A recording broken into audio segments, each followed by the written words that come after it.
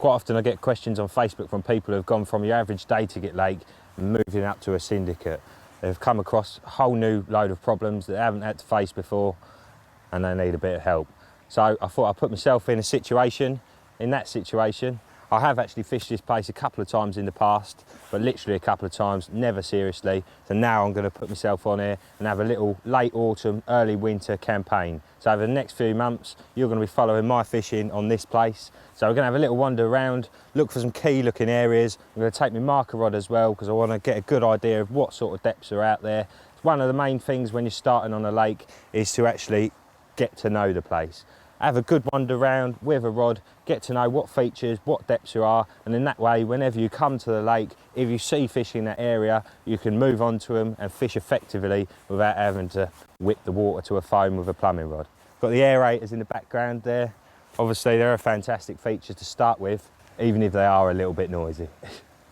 First of all, I'd say the lake's probably 4 to 5 acres in size. It's your typical modern man-made carp lake. And what I mean by that, you know, is there's various features, islands, sort of divide up the lake well, offer you good places to present your baits, but also stop old matey from the far bank being able to lob one over to your spot too.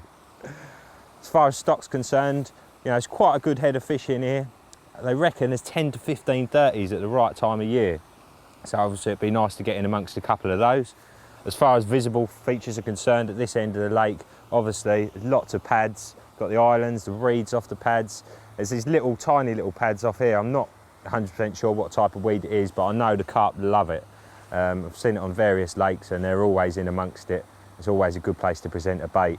Obviously, we've also got the aerator there, pumping loads of oxygen into the water. That's a massive feature on its own, so the carp will definitely get drawn to that. Really good area, this one, because, you know, obviously got a nice bit of scope, lots of different places you can place rods. Right, I'm going to get the marker rod and have a little wander around and see what sort of spots we can find.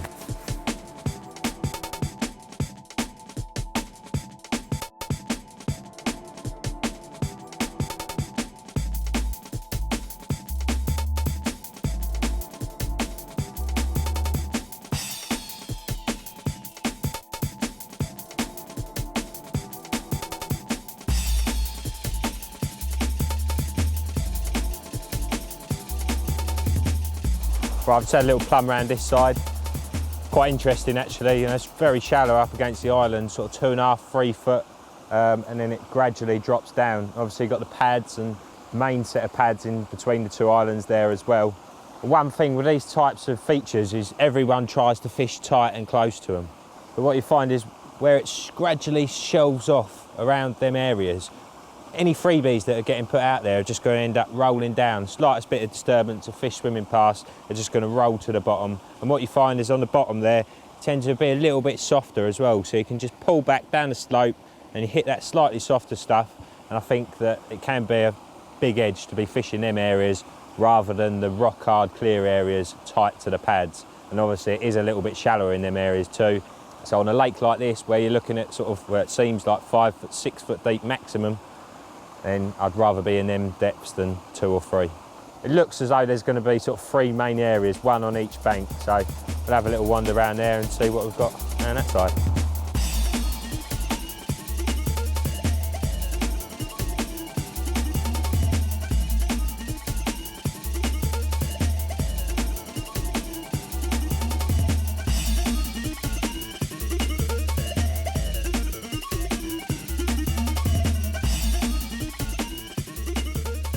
Got a nice little back channel behind this island here. It's a sort of spot that you could imagine getting overlooked just because, you know, it is quite a short chuck to the island and it's not the sort of place you could sit up, right, you could flick one rod down here, but I can definitely imagine it being ignored, this area. Got 5 foot off of that bush there. That's another thing, nice overhang. There's not many sort of overhanging bushes on this lake that have got sort of 4 foot of water beneath them. So that is definitely going to be one of them sort of key areas, especially for the winter time. Another great tip, if you're starting on a new lake, check it out on Google Earth first. And by doing that, you can see exactly where the winds blow, where the sun goes, and you know, you can see which of these, if there's any of these spots like this, I know for a fact that a northerly blows this way. So that is going to be completely sheltered from a really cold, bitter northerly wind. Sort of spot you can imagine quite a few tucking themselves up in amongst on one of them really rough, cold nights. So it's definitely going to be a spot that I'll flick a bit of bait in. That quite like that area. Right, let's have a little look up here and see what we've got out in the middle.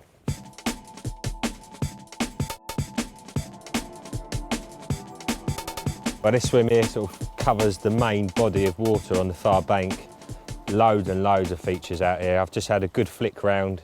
Obviously there's the pads in between the two islands. I'm pretty sure there's sort of a bar or a shallower area, that's for sure, that runs between them, and I'm pretty sure them pads grow on top of it, because you go tight to the pads and it's rock hard and shallower, and then you just pull off sort of 4 or 5 foot away from them. Starts getting a little bit deeper, another 4 or 5 foot, and you're in 6 foot of water.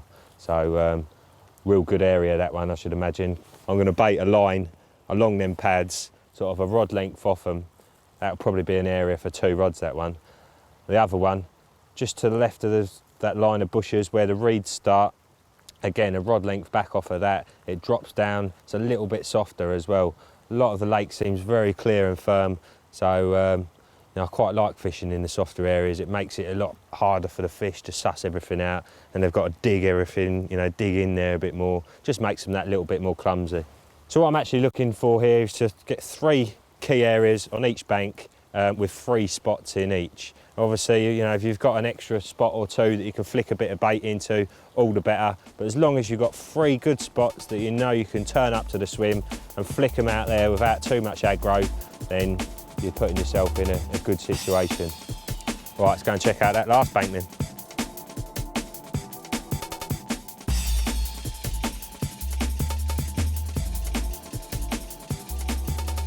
Right, so this is my final choice of area. So plenty of spots out here again.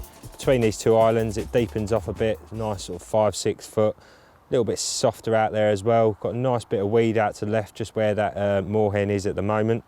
As long as I keep a rod length away from that, it should be nice and clear. Good area to bait up in between the 2 islands, because obviously the fish are going to be patrolling through there. I'm liking this bank, to be honest with you. And obviously I've also got the option of down to the left here. I could have 2 rods that side of the island, 1 rod this side of the island, or vice versa. Always good to have lots of options. Right, as I said, I'm going to wander around and flick a few baits into the spots that I've found. Really is a massive edge, little bit of pre-baiting. You know, it doesn't take a lot of effort, but you know that when you get there, they've already been visiting the spots. They've already been eating your food, you know, so they're going to be coming along and troughing happily. And as I say, that is a big key to syndicate carp fishing. So I've got a couple of different types of bait here. We've got Grange, the new Grange, and Cell. Reason I've got 2 different types is just to give myself an option.